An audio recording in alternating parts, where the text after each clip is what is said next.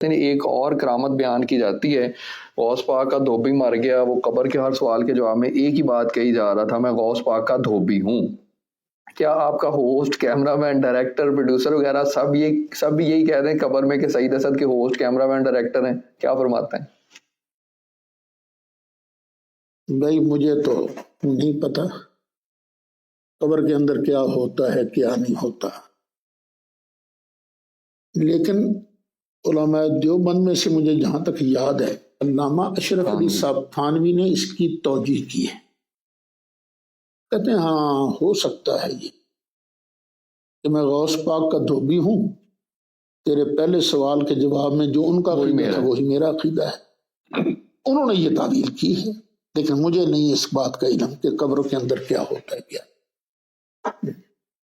اور یاد رکھیے یہ جو تصوف کی صوفیاء کی کتابیں ہیں یا بڑی بات ہے بعد والے علماء کی کتابیں ہیں، ضروری نہیں ان کی ہر بات مان۔ تصوف کی کتابوں میں کوئی ضروری نہیں۔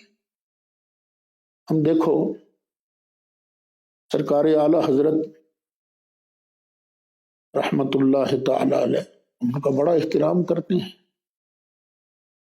لیکن ان کی ہر بات کو حرف آخر نہیں سمجھتے۔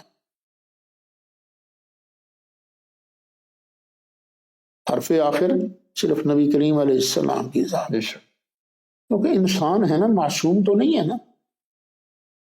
اور میں طریقت کے اعتبار سے مجددی ہوں، سیدنا امام ربانی مجدد الفسانی رحمت اللہ تعالی علیہ کے ساتھ میرا سلسلہ طریقت ملتا ہے۔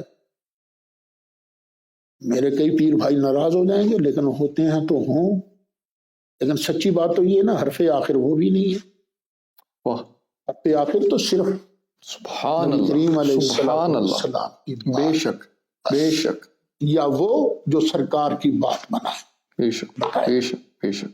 دین کی بات پھیلانا صدقہ جاریہ ہے، ثواب کی نیت سے ویڈیو کو شیئر ضرور کیجیے۔ جزاک